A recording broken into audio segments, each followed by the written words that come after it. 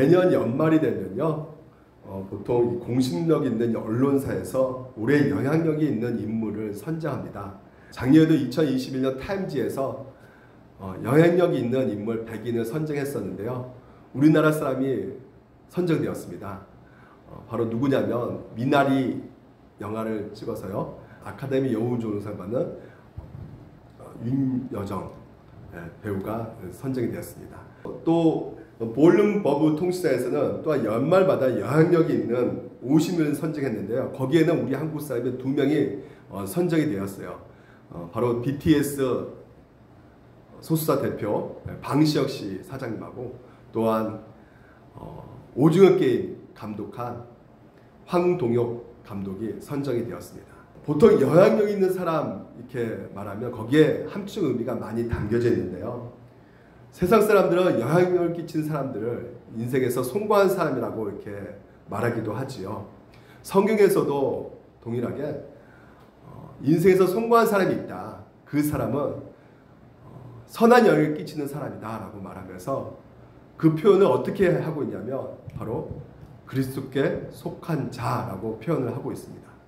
그래서 오늘 여러분과 같이 오늘 제목대로 오늘 이 본문을 통해서 그리스도께 속한 자의 그 뜻이 무엇인가, 그리스도 속한 자의 그 특징이 무엇인가에 대해서 우리가 같이 함께 나눠보도록 하겠습니다. 그리고 세 번째는 그러면 그리스도 속한 자는 어떠한 삶을 살아야 되는가에 대해서 이 세 가지를 우리가 같이 한번 이 본문을 통해서 살펴보도록 하겠습니다. 먼저 우리가 1번 그리스도께 속한 자의 그 의미는 무엇인가에 대해서 우리가 지난 시간에 한번 잠깐 복습해 볼 필요가 있습니다. 지난 시간에 어느 날 한 사람이요, 예수님 그 능력으로 받은 그 이름을 가지고 귀신을 내쫓게 됩니다. 그래서 그런 모습을 제자들이 보고 주의 이름으로 더 이상 귀신을 쫓지 못하게 막았는데 그 이유가 무엇입니까? 표면적 이유는 우리 제자들에 속해 있지 않았기 때문에 막았다고 말하지만 그 이면에는 바로 이 제자들의 질투심이 있었던 것이죠. 시기심이 있었던 것입니다. 그러니까 얼마 전에 제자들이 한 귀신 들린 아이를 만나서요, 귀신을 쫓아내려고 했지만 실패했습니다. 근데 이름도 알지 못하는 어떤 자가 귀신을 내쫓는 그 능력을 보니까 이 제자들이 시기심이 들 수밖에 없는 것이죠. 우리가 중심이 돼야 되는데, 아니 이 사람이 귀신을 쫓아내는 거 보니까 이 사람이 중심이 될 것 같으니까, 너무나 큰 능력을 발휘하니까 이 사람을 이제 배척할 수밖에 없게 된 것이죠. 그래서 주님께서는 이 제자들에게 이렇게 말씀을 하십니다.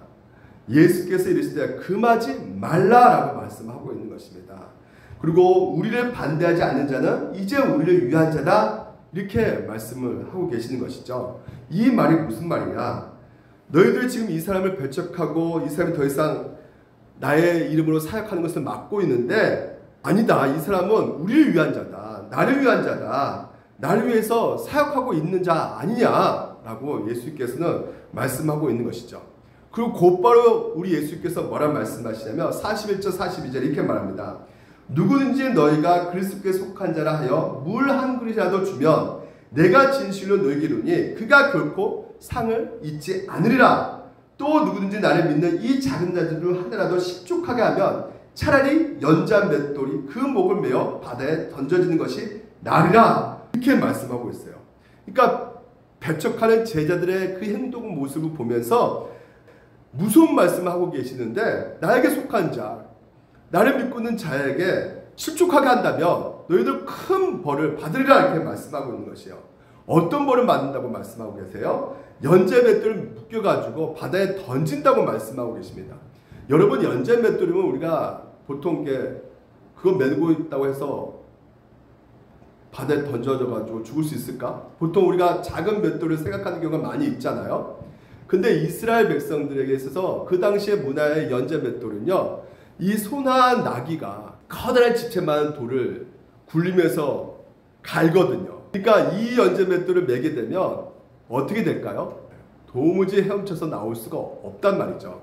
그 깊숙한 더 깊은 그 바닷속에 빠질 수밖에 없게 되는 것입니다. 그래서 너무나 끔찍한 그런 벌을 받아야 된다고 오늘 예수님께서는 말씀하고 있는 것이에요. 특별히 여기서 실족하다는 말에는요, 바로 신앙심을 잠시 이탈하게 만드는 것을 말하고 있는 것이거든요. 신앙적으로 시험을 들게 하는 것을 말하고 있는 것입니다. 그래서 이 연자맷돌을 묶여서 바다에 던지는 그 끔찍한 형벌을 오늘 예수님께서 말씀하셨는데, 이건 너무나 심한 말이 아닌가, 좀 과하게 여기지 않습니까? 저는 그렇게 느껴져요. 어떤 면에서 진짜 물 한 그릇 누구나 줄 수 있는 것인데, 그 물 한 그릇 그거 준다고 해서 아주 큰 상을 준다고 이렇게 말하는 그 예수님, 어떤 면에서는 좀 과하게 생각이 드는 분들이 있다는 것이죠. 어떤 면에서는 과하게 보일 정도의 그 말씀하신 그 이유가 무엇인가를 우리가 생각해 보게 되면, 그 근거가 그가 그리스도에게 속한 자이기 때문에 그렇다는 것이에요. 그래서 주님께서는 그를 어떻게 대하느냐에 따라서 상과 벌을 이렇게 내리신다라고 이렇게 말씀을 하고 있는 것입니다. 그러니까 지금 현재 이 자가 나에게 속한 자이기 때문에 이 자에게 선을 행하는 것은 결국 나에게 선을 행한 것이다. 그래서 반드시 내가 상을 줄 것이다. 이렇게 말씀을 하고 있는 것이죠.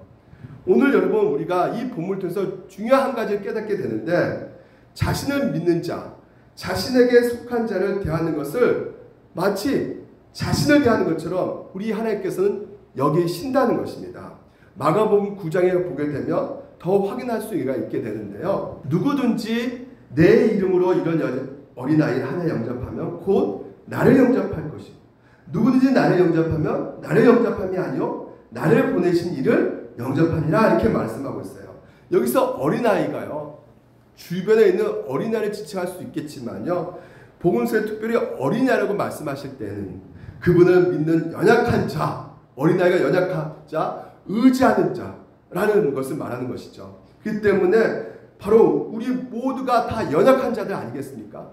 주님 아니면 안 되는 자 아니겠습니까? 그래서 신자를 말하는 것입니다. 보편적인 어떤 신자를 지칭해서 어린아이라고 주님께서 말씀하고 있는 것이에요. 그래서 41절에도 이 작은 자라고도 말씀하시는데, 이 작은 자도 주님을 믿는 자라는 호칭 가운데 불려주고 있는 것이죠. 37절 보면 누구든지 내 이름으로 어린아이를 영접하며 나를 영접하는 것이다. 이 말은 무엇입니까? 결국 나와 이들이 하나가 되기 때문에 이들을 영접하는 것은 결국은 나를 영접하는 것이다. 나와 이들은 하나다라는 것을 우리에게 말씀해주고 있는 것입니다. 결국 그리스도께 속한 자는 어떤 자냐? 바로 예수님과 연합된 자라는 것이에요. 예수님과 하나된 자를 의미하는 것입니다. 그렇다면 우리가 본격적으로 다시 한번 살펴보게 된다면, 주님께서 왜 자기를 믿는 자들과 자신과 하나 됐다고 이렇게 말하는 이유가 무엇일까라는 것이죠. 그 이유는 우리 주님께서 우리를 구원하신 방법이 주님과 우리를 하나로 묶으셔가지고 주님께서 우리의 대표가 되시는 방법으로 우리를 구원하셨기 때문에 주께서 저들과 내가 하나다 이렇게 말씀을 하고 계신다는 것이죠. 그리스도께서 우리를 구원하실 때 그 방법이 죄인 우리를 대표 되어가지고 우리를 구원하셨다는 것을 말씀하고 있다는 것이에요. 예를 들면 이것입니다. 지금 중국에서 지금 이제 올림픽을 진행하고 있지 않습니까? 거기서 쇼트트랙 선수 황대현 선수가 1500m에서 편파 판정으로 메달을 따지 못했어요. 그때 전 국민이 다들 분노를 했습니다. 근데 좀 아이러니한 게, 우리가 4년간 이 황대현 선수를 준비하지 않는데 마치 우리가 준비해가지고 억울하게 이 편파 판정으로 떨어진 것처럼 많은 사람들이 생각을 한 거죠. 본인 당사자는 그렇게 담대한데 우리는 더욱더 분노해서 막 악성 댓글도 하고 비판의 글도 하고 여러 가지로 우리가 이 중국과 대항하는 그 모습들을 우리가 보게 되었는데요. 결국 이 1000m에서 황대현 선수가 금메달 땄지 않습니까? 근데 금메달을 따는 것도 여러분 누가 땄습니까? 황대현 선수가 딴 거잖아요. 근데 시상식에서 국기가 올라갔을 때 그 선수 이름이 올라간 것이 아니라 대한민국 국기가 올라갔단 말이죠. 흘러나온 음악도 그 선수가 즐겨들은 트레이드마크의 어떤 음악이 흘러나오는 것이 아니라 애국가가 흘러나왔단 말이죠. 왜 그럴까요? 바로 그 선수는 자기 이름으로 올림픽에 참가한 것이 아니라 대한민국 이름으로, 대한민국 온 국민의 이름으로 그 경기에 나서서 승리하고 금메달을 땄기 때문에 대한민국이 올라가고요, 애국가 울려 퍼지게 되었던 것이죠. 마치 주님께서 구하는 방식은 이렇다는 것이에요. 영광의 하나님께서, 거룩한 우리 주님께서 우리 모든 죄인들의 대표가 되어주셔서 우리와 동일한 사람으로 이 땅에 오셔가지고요, 우리 대신 십자가에서 죽으실 때 그 죽음이 바로 우리의 죽음이 되었고, 또한 그분께서 3일 만에 다시 살아나실 때 그 부활이 또한 우리의 부활이 되셨던 것입니다. 그래서 이처럼 주님의 그 십자가의 죽음과 부활을 통해서 우리를 위한 완전한 대속을 이루셨기 때문에, 완전한 구원을 이루신 것이 우리를 대표하여 이루신 구원이기 때문에 우리가 구원이 되게 된 것이라는 것이죠. 그래서 성경은 주님께서 이처럼 우리의 대표가 되셨을 뿐만 아니라 우리와 하나 됐다고, 연합되었다고 말씀을 하고 있는 것입니다. 대표적으로 보여주고 있는 것이 바로 이 로마서 6장 5절 말씀인데요. 자, 보게 되면 만일 우리가 그의 죽으심 같은 모양으로 연합한 자가 되었으며, 연합한 자, 함께, 이게 중심 오늘 단어예요. 한번 자세히 보십시오. 연합한 자가 되었으면 또한 그의 부활 같은 모양으로 연합한 자도 되리라. 8절에 만일 우리가 그리스도와 함께 죽었으며 또한 그와 함께 살 줄을 믿노니 라고 되어 있습니다. 또 에베소 2장의 3절을 보게 되면요, 국률이 풍성하신 하나님이 우리를 사랑하신 그 큰 사랑을 인하여 허물로 죽은 우리를 그리스도와 함께 살리셨고 너희는 은혜로 구원을 받은 것이라. 또 뭐라요? 함께 일으키사 그리스도 예수에서 함께 하늘에 앉으셨다고 말씀하고 있는 것이요. 요약해 보면 이겁니다. 예수 그리스도께서 우리를 위해서 십자가에 못 박혀 죽음을 당하셨을 때 성경에서는 그 자리에 너희들도 함께 못 박혀 죽음을 당한 것이다. 그리고 또한 3일 후에 그리스도께서 부활하셨을 때 너희 또한 그리스도께서 홀로 살아나신 것이 아니라 너희들 또한 같이 함께 살아났다라고 오늘 성경에서 말해주고 있으면서, 더 놀라운 것은 예수님께서 승천하시고 하나님 보좌 우편에 앉아 계시지 않습니까? 너희들도 바로 그 예수님이 앉은 그 자리에 하나님 보좌 우편에 앉아 있다라고 오늘도 이렇게 말씀을 하고 있다는 것입니다. 2000년 전에 우리가 존재하지 않는데 그 현장 가운데 있지 않았음에도 불구하고 우리가 예수 그리스도께서 현장에서 죽으셨을 때 우리도 같이 죽고 또한 우리가 같이 함께 살아났다라고 말씀하고 있다는 것입니다. 어떻게 이렇게 될 수가 있을까? 바로 하나님께서 예수님과 우리를 하나로 묶으셨기 때문에 가능하게 되었다는 것이에요. 언제요? 언제 그렇게 하셨을까요? 바로 에베소 1장에 답을 주고 있습니다. 창세 전에 그리스도 안에서 우리를 택하사, 그리스도 안에서 오늘도 하나님께서 우리를 그리스도 안에서 함께 묶으셨기 때문에 그리스도께서 죽으신 현장에 우리도 함께 있게 되었던 것이고, 우리도 함께 죽게 되었던 것이고, 그리스도께서 부활하신 그 현장에서도 우리와 함께 부활하게 된 것이고, 그리스도께서 그 보좌 옆에 앉아있을 때 우리도 함께 앉아있게 되었다고 말씀해주고 있는 것입니다. 그리스도께서 오늘도 우리와 하나 되었다는 것, 하나로 묶여져 있다는 것을 성경에서는 계속 강조를 하고 있어요. 그것을 심지어 비유로 말씀하고 있는데 세 가지 비유로 말씀하고 있습니다. 바로 머리와 모모의 비유로 말씀하고 계시고요, 또한 포도나무와 가지 비유로 말씀하시고, 또한 신랑 신부의 비유로 말씀하고 있는 것이죠. 그래서 머리와 몸의 관계를 바로 그리스도와 우리의 관계로 말씀하시면서 제가 한번 읽어드릴게요. 에베소 이렇게 말합니다. 또 만물을 그의 발 아래에 복종하게 하시고 그를, 예수를 만물 위에 교회의 머리로 삼으셨다고 말하고 있어요. 교회는 누구의 몸이니? 예수의 몸이니 만물 안에서 만물을 충만케 하신 이의 충만이라. 그리고 30절에 우리는 예수의 몸의 지체라 라고 이렇게 말씀하고 있단 말이죠. 어떤 물리적인, 어떤 육체적으로 해석할 수 있는 말씀이 아니고요, 이것은 비유란 말이죠. 다시 말해서 예수 그리스도께서 머리가 되신다는 것이고, 오늘도 우리가 몸인데 우리가 하나가 되었기 때문에 머리가 이 몸을 통치하는 것처럼, 다스린 것처럼 예수 그리스도께서 머리가 되셔서 우리를 다스리신다는 것을 비유로 이렇게 말씀하고 있다는 것입니다. 그리고 남편과 아내의 비유도 마찬가지입니다. 우리 신랑 되신 예수 그리스도께서 오늘도 우리의 남편 되시고, 우리가 교회인 우리가 신부 아내가 됐단 말이죠. 이것은 남편과 아내는요, 성경에서 한 존재라고 말하고 있습니다. 창세기 이렇게 말하고 있어요. 이러므로 남자가 부모를 떠나 그의 아내와 합하여 둘이 한 몸을 이루지니라, 이렇게 말하고 있어요. 부모를 떠서 한 몸이 이뤘다는 것은 한 존재가 되었다는 것이에요. 하나가 되었다는 것은 남편은 바로 아내의 소유가 되었다는 것이고, 아내는 남편의 소유가 되었다는 것입니다.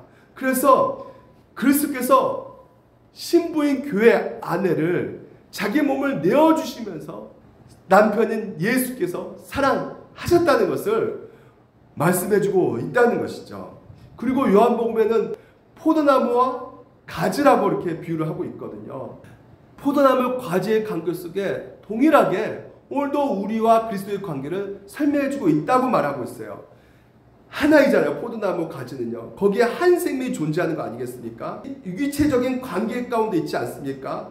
그리스도의 생명이 우리의 생명이 되고요. 그리스도께서 공급해 주신 그 모든 은혜가 우리에게 전달되어 가지고 우리가 우리 홀로 살아가는 것이 아니라 생명이신, 그리고 우리의 복의 근원 되신 예수 그리스도를 말미암아 살아가게 된다는 것을 보여주는 비유가 바로 포도나무 가지의 비유라는 것이죠.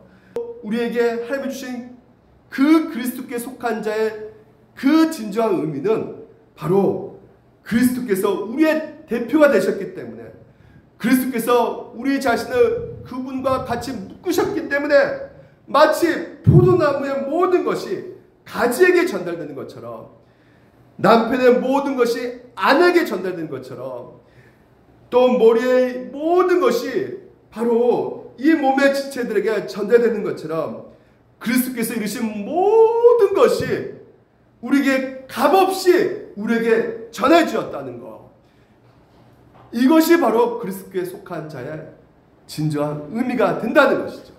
예수께서 이루신 그 모든 것이 오늘도 우리에게 전달되었다는 것입니다. 우리가 이룰 수 없는 그 순종까지, 율법에 대한 순종까지도 예수님께서 순종하시는 말미암아 우리에게 전달되었다는 것이죠. 그래서 그 예수 그리스도, 오늘도 하신 일을 믿는 자가 바로 그리스도께 속한 자임을 우리에게 말해주고 있다는 것을 여러분 믿으시고, 그 그리스도께 속한 자의 그 의미 가운데 여러분의 존재를 생각하시길 바랍니다. 그리고 또한 두 번째는 그리스도께 속한 자의 중요한 특징은 무엇이냐? 그리스도께 속한 자에게 행하는 모든 행위를 그리스도에게 행하는 것처럼 여기신다는 것이에요. 다시 말해서 그리스도에게 속한 자에게 선을 행하는 자는 바로 누구에게 선을 행하는 것이냐? 바로 예수께 선을 행하는 것이고, 그리스도께 속한 자에게 악행을 하는 자는 바로 누구에게 악한 행동을 하는 것이냐? 예수께 악한 행동으로 여기신다는 것입니다. 그것을 오늘 확실하게 보여주고 있는 말씀이 이겁니다. 마태복음 5장인데요. 이것은 마지막 일어날 일에 대해서 말씀하고 있는 것이에요. 마지막 때 심판하실 때 하나님께서는 두 그룹으로 나누십니다.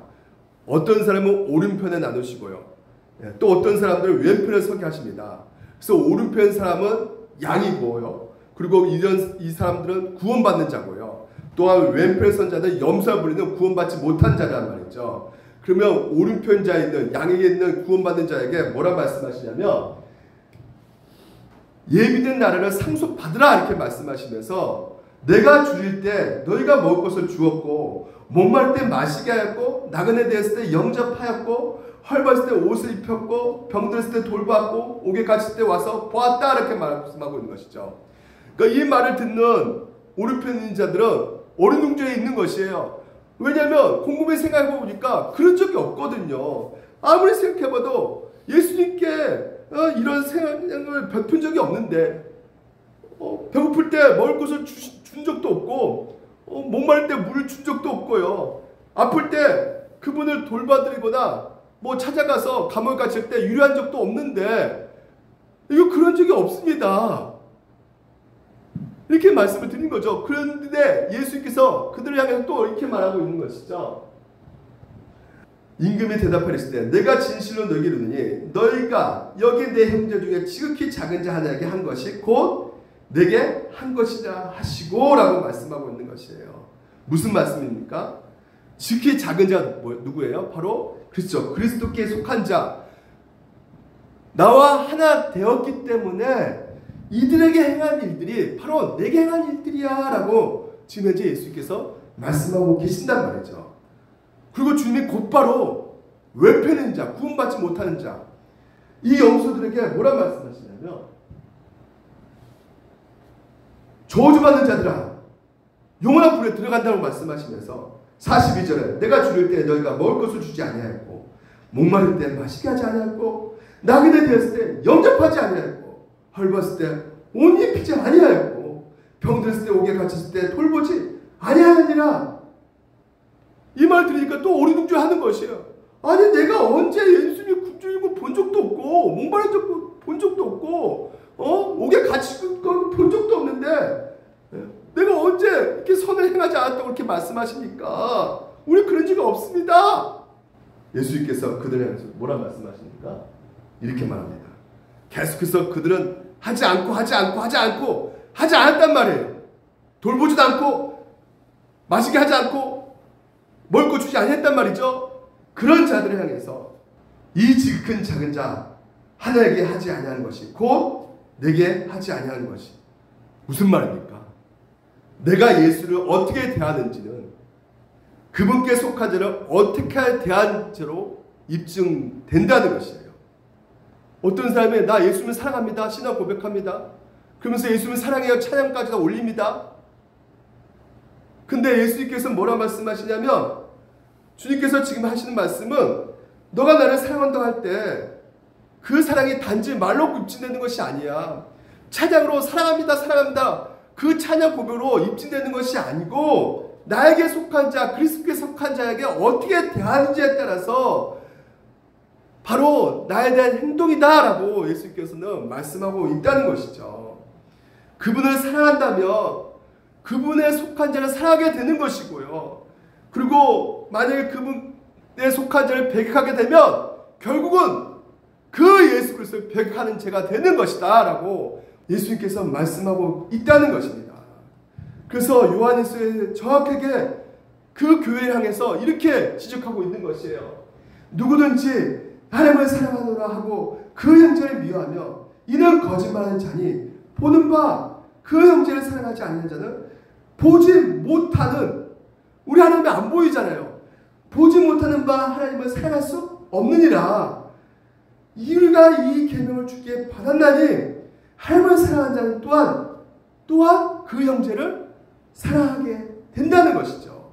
무슨 말씀입니까? 우리가 하나님을 사랑합니다. 그리스도를 사랑합니다. 나는 그리스도를 정말 귀하게 여깁니다. 이슬로 고백해도 그 예수 그리스도께 속한 자를 사랑하지 않는다면, 그리고 그렇게 죽게 대하듯 하지 않는다면 너의 고백은 다 거짓이다 라고 말씀하고 있단 말이에요. 보이지 않는 하나님을 사랑한다면서 눈에 보이는 너 곁에 있는 그 형제를 사랑하지 않는다는 것은 결국은 이렇게 보이지 않는 하나님을 사랑한다는 말이 넌 도무지 그것은 참을 수가 없다라고 성경에서 말을 하고 있단 말인 것이죠. 그래서 공식이 이렇게 되는 것입니다. 그리스도께 속한 자의 특징은, 그 원리는 하나님을 사랑하는 자는 맞죠. 당연한 겁니다. 하지만 하나님을 사랑하는 자는 반드시 이웃을 사랑하는 자로 그 길로 걸어가게 돼 있다는 것이에요. 다시 말해서 하나님의 사랑만이 아니라 균형 있게 동시에 같이 이웃을 사랑하게 된다는 것입니다. 이게 바로 그리스도께 속한 자의 특징이라는 것이에요. 마지막으로 그러면 그리스도에 속한 자의 삶은 어떻게 살아야 될 것인가? 답은 분명하죠. 사랑하는 것이란 말이죠. 나의 원수를까지도 사랑하는 것입니다. 여러분, 제가 15초 시간 드리겠습니다. 한번 여러분 원수가 누구인지 한번 생각해 보시기 바랍니다. 15초입니다. 없습니까? 왜 저를 쳐다보십니까? 제가 보이네요. 있지요. 남편일 수도 있고요. 자식일 수도 있고요. 뭐 직장 상사일 수도 있고요. 뭐 C월드도 있을 수 있겠습니다. 선생님일 수도 있고 수없이 많은 사람들이 떠올릴 것입니다. 여러분, 그 떠올린 사람 사랑할 수 있습니까? 용서가 됩니까? 불가능하죠. 우리가 이 그리스도에 속한 자들은 사랑해야 되는데 어떻게 사랑할 수 있을까요? 요한일서에서 말을 해줍니다. 그가 우리를 위하여 목숨을 버리셨으니, 자, 목숨을 버리신 예수 그리스도의 그 사랑을 우리가 이로써 사랑을 알고 해요. 그러니까 예수 그리스도의 사랑을 알라는 거죠. 먼저 요한일서 4장에서 또 마지막으로 우리 가운데 권면하고 있습니다. 하나님의 사랑이 우리에게 나타난 바 되었으니 하나님이 자기 독생자를 세상에 보내심은 그로 말미암아 우리를 살리려 하심이라. 하나님의 사랑을 우리가 뭘로 알 수 있다고요? 독생자 예수 그리스도를 통해서 우리가 알 수가 있는 것이죠. 사랑은 여기 있으니 우리가 하나님을 사랑한 것이 아니요 하나님이 우리를 사랑하사 우리 죄를 속하기 위하여 화목제물로 그 아들을 보내셨습니다. 우리 한 목소리 읽어봅시다. 각 초소에서 사랑하는 자들아, 하나님이 이같이 우리를 사랑하셨은지 우리도 서로 사랑하는 것이 마땅하다. 성경에 뭐라고 말하고 있습니까? 성경에 우리 지체들을 사랑하지 못하고 있을 때, 귀하게 여기지 못하고 있을 때 내가 왜 저런 지체를 사랑해야 됩니까? 왜 저런 지체를 귀하게 여겨야 됩니까? 이런 생각하고 있을 때 먼저 뭘 기억하라는 것이에요? 하나님의 사랑을 기억하라는 것이에요. 우리가 먼저 사랑하다 이렇게 말하지 않고요, 먼저 하나님이 우리에게 사랑하신 것을 기억하라는 것입니다. 다시 말해서 우리 처지를 보라는 것이에요. 하나님의 사랑에 더욱더 풍성하게 알기 위해서는 우리가 어떤 존재인지를 알아야 된단 말이죠. 우리 대표자 그 아담이 죄를 지었기 때문에 우리는 하나님 앞에서 다 죄인으로 서 있게 됐단 말이에요. 그래서 그 죄로 말미암아 하나님의 진노가 날이면 날이 갈수록 더해질 수밖에 없어요. 왜? 죄를 계속 짓기 때문에. 한마디로 우리가 이 죄의 시구창에 빠져 있단 말이에요. 올라오고 싶어도 올라와도 미끄러진단 말이죠. 계속해서 죄로 말미암아 계속해서 죄를 짓는 그 상황 속에서 계속 죄 때문에 미끄러지고 또 미끄러져요. 우리 스스로 우리 노력으로 우리 힘으로 도무지 올라갈 수가 없게 되는 것입니다.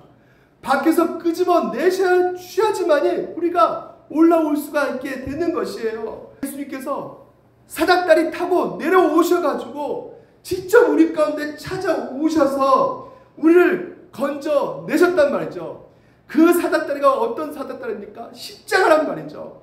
그 십자가는 우리 인류가 만들어낸 고안한 가장 극한 고통을 주는 처형 방식이란 말이죠. 손과 발이 온통 못에 박여가지고 숨 쉬는 동안은 계속 피를 흘릴 수밖에 없는 그런 고통을 느끼는 그 십자가를 보므로 말미암아 우리 죄가 얼마나 큰가를 우리가 알 수가 있단 말이죠. 벌레보다 못한 나 같은 자를 위해서 예수님께서 친히 대신 죽으심으로 말미암아 우리를 품으시고 우리를 살리셨다는 이 사랑. 뭐 우리가 특별히 장점이 있어서요? 우리가 특별히 뭐 아름다워서요? 아닙니다. 그 사랑은 우리가 하나님을 사랑하지 않을 때, 하나님을 사랑하지 않을 때뿐만 아니라 오히려 하나님을 대적했을 때, 하나님 앞에 냉대했을 때, 하나님을 거스릴 때 하나님께서 우리를 사랑하셔서 하나밖에 없는 아들 예수 그리스도를 아낌없이 내어주신 그 사랑, 화목제물로 내어주신 그 사랑을 먼저 너희들이 기억하라는 것입니다. 아이고 목사님, 하나님 사랑 말고도요 우리들끼리 서로 사랑하면 충분해요. 여러분, 우리 인생은 우리 뜻대로 되지는 않습니다. 여러분, 우리가 우리를 더욱더 사랑받고 싶지만 그렇게 사랑받지는 못해요. 더 좋은 인간 만나면, 더 좋은 남자 만나면 나 사랑받을 수 있을 거야. 내가 이렇게 뻥 뚫어진 이 빈 사랑의 공간을 채워줄 수 있을 거야. 더 좋은 여자 만나면 내가 뻥 뚫어진 이 공간, 사랑을 채워줄 수 있을 거야. 예. 절대 그 사랑 채울 수가 없습니다. 오늘 여러분, 우리가 받은 그 모든 이 뻥 뚫어진 이 공간은 부모 때문에 생길 수 있고요. 또한 남편 때문에 생길 수 있고요. 자식 때문에 생길 수 있고요. 여러 가지 문제 가운데 생긴 그 죄로 말미암아 일어난 뻥 뚫린 공간이란 말이죠. 이 공간은 오직 하나님의 사랑을 받지 않으면 결코 이 공간을 채워줄 수가 없습니다.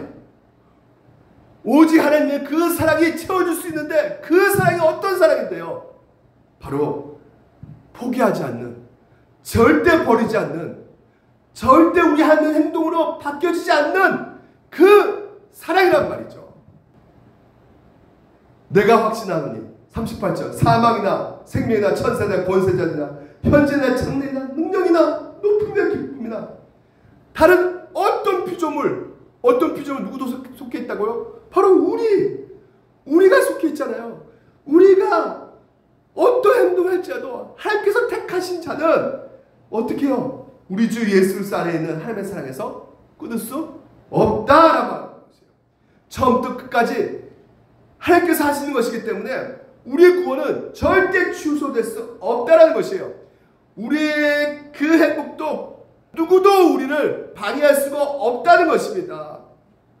때로 우리가 실수하고 우리가 때로는 실패할지라도 그때마다 난 정말 불가능한 인간이야. 나 같은 사람 누가 구원하실까? 이런 말씀 할 필요가 없단 말이죠. 왜? 그런 일은 일어날 수가 없으니까요. 나 자신이 실망해가지고 너무 실망해서 하나님 앞에 기도하면서 아이고 하나님, 나는 이렇게야. 아무래도 안 될 것 같아요. 그냥 차라리 생명책에서 내 이름 지워주세요. 이름 지워주세요. 이러실 수가 없습니다. 만약 우리가 그럴 때 하나님께서 뭐라 말씀하실까요? 좀 속된 말로 낙장 불임이에요. 거둘 수가 없어요. 하나님께서 우리를 구원하셨다고, 우리를 사랑하신다고 약속하셨으면 우리 모습이 어떠하든지 우리 구원은 절대 취소가 될 수가 없는 것입니다. 우리가 못났으면요, 우리가 실패했으면요, 또 하나님께서 우리에게 찾아오실 것입니다. 때리시게 하겠죠. 회초두교서 하나님께서 자녀이니까 징계는 하실 거예요. 하지만 그럼에도 하나님께서 또 기회를 주시고 또 참아주시고 실패해도 또 찾아주셔서 오늘 우리 가운데 기다려주시는 그 변함없는 사랑, 그분이 우리의 하나님이시라면 불가능으로 가득해 보이는 그 현실 때문에 우리는 절대 자주할 필요가 없는 것입니다. 어떻게 저 인간을 사랑할 수가 있어요? 어떻게 저 인간 용서할 수가 있어요? 하나님께서 오늘 여러분 가운데 찾아오셔서 일하시고 만나주시고 역사하시고 위로하시고 참아주시고 기다려주면서 심지어 여러분 눈물을 지켜주시면서 힘들지, 저 사람 때문에 힘들지, 용서가 안 되지 하면서 공감해주면서 우리가 동행하시면서 우리가 반드시 도달해야 될 그 용서의, 그 사랑의 한국까지 우리를 데리고 가시는 하나님의 놀라운 사랑을 오늘 여러분 우리가 기억할 때, 오늘 이 사랑을 우리가 믿을 때 우리 또한 그 사랑에 힘입어 형제를 용서할 수 있고 사랑할 수가 있게 되는 것입니다. 정리합니다. 우리는 누구냐? 그리스도께 속한 자들입니다. 좋은 특별한 장점이 있어서 뭔가 아름다움이 있어서 된 것이 아니고 오늘 우리는 자체는 하나님의 진노의 대상이 될 수밖에 없어요. 하나님 사랑했던 자들이 아니에요. 그러나 우리 하나님께서는 우리를 너무나 이토록 사랑하신다는 것이죠. 그래서 뭐라 말씀하십니까? 너가 이렇게 하나님의 사랑을 받았다면 마땅히 너희 지체들, 그리스도에 속한 자들을 사랑한 것이 합당하지 않느냐 말씀하고 계신다는 것이죠. 사랑하는 우리 물된 노석의 성도 여러분, 우리가 받는 사랑을 기억했으면 좋겠습니다. 하나님께서 어떤 사랑으로 우리를 사랑하신지를 여러분 기억합시다. 우리는 어떤 존재입니까? 그리스도에 연합된 존재입니다. 그리스도 하나로 묶여진 존재예요. 기억하시기 바랍니다. 우리가 생각하는 그 원수들조차도 하나님께서 사랑하고 계신다. 용서하고 계신다. 이 복음을 여러분 기억했으면 좋겠습니다. 그래서 우리가 정말 주를 사랑한다면 그 사랑으로 우리 지체들을 사랑하고, 우리가 정말 주님을 귀하게 여긴다면 그 마음으로 우리 지체들을 귀하게 여깁시다. 주님께서 오늘도 이 말씀같이 우리가 지체들을 사랑하고 지체들을 귀하게 여기고 지체들 전심으로 우리가 섬길 때, 그 모든 것을 행할 때 그 행동이 바로 나에게 하는 행동이야 하시면서 우리 주님께서는 기뻐하실 것입니다.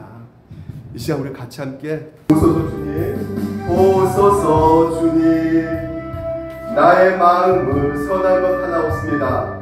선한 것 하나 없습니다. 그러나 내 모든 것, 그러나 내 모든 것 주께 드리니, 사랑으로 안으시고 사랑으로 안으시고 날새로 우리 기도하는 마음으로 가사를 생각하면서 주님 마음 내게 주소서. 내 아버지 주님 마음 내게 주소서. 나를 향하신 주님의 뜻이 이루어지도록 주님 마음 내게 주소서. 내게 사랑을 가르치소서. 내게 사랑을 가르치소서. 당신의 마음으로, 당신의 마음으로 용서하게 하소서. 주의 성령 내게 채우사 주의 길 가게 하소서. 주님 당신 마음 주소서. 주의 성령 내게 채우사 주의 길 가게 하소서. 주님 당신 마음 주소서. 주님 마음 내게 주소서. 내 아버지 주님 마음 내게 주소서. 나를 향하신 주님의 뜻이 이루어지도록 주님 마음 내게 주소서. 이 시간 우리 한번 기도합시다.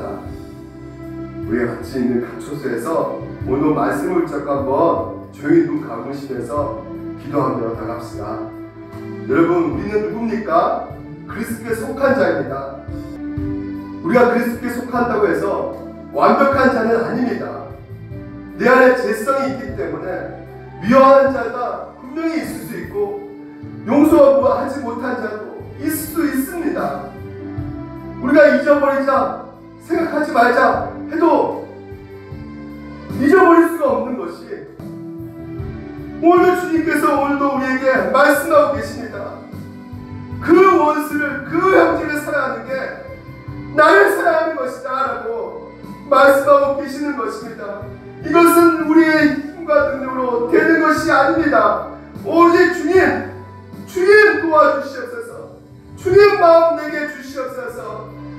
주님의 사랑이 오늘도 우리 가운데 기억되게 하여 주시옵소서. 우리 간절히 용서하는 마음, 사랑하는 마음 달라고 우리 주여 한번 외치고 기도하며 나갑시다.